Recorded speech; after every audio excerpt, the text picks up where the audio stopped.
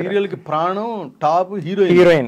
So heroine అసలు అదొక తెలుగుదనం ఉట్టిపడే 16 అణాల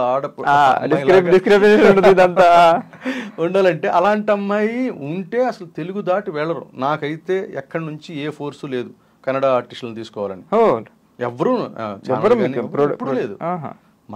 మనం గనక తెలుగు అమ్మాయిని ఇస్తే తెలుగు అమ్మాయి బాగుంటే తెలుగు అమ్మాయిని తీసుకుంటారు, ఓకే చేస్తారు వాళ్ళు. చేస్తారు. ఇప్పుడు యాక్టింగ్ చేస్తానన్నా, నన్ను తీసుకున్నారు కదా, తీసుకున్నారు.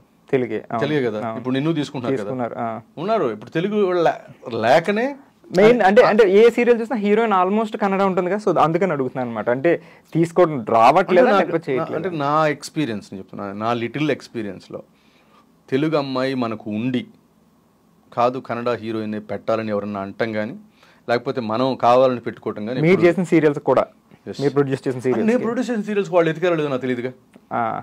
ఆ ప్రొడక్షన్ ఎతికిందో లేదు. నేనైతే మనం చాలా మందికి ఎవరైనా తెలుగు అమ్మాయిలు ఉన్నారా చూసుకున్నాం.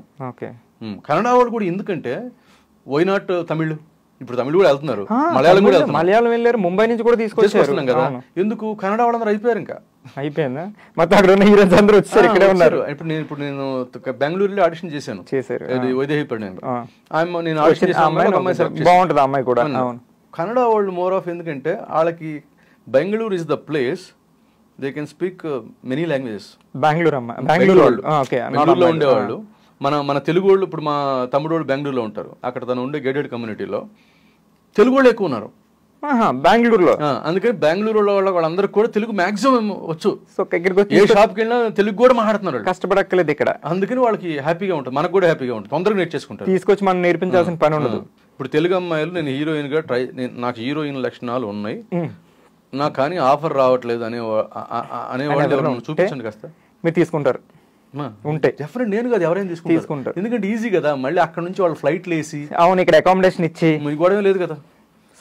తెలుగు మాట్లాడుతుంది, second take, third take, fourth, first లో టేక్స్ తీసుకుంటారు.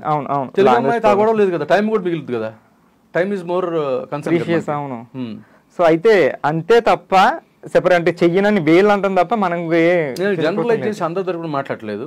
మై ఎక్స్పీరియన్స్, నా ఎక్స్పీరియన్స్ లో తెలుగు అమ్మాయి ఉంటే కాదు అనుకో కన్నడకి ఎప్పుడు వెళ్ళలేదు అసలు. ఇప్పుడు వాళ్ళే తెలుగు అమ్మాయిలా అన్నట్టుగా అయిపోయారు.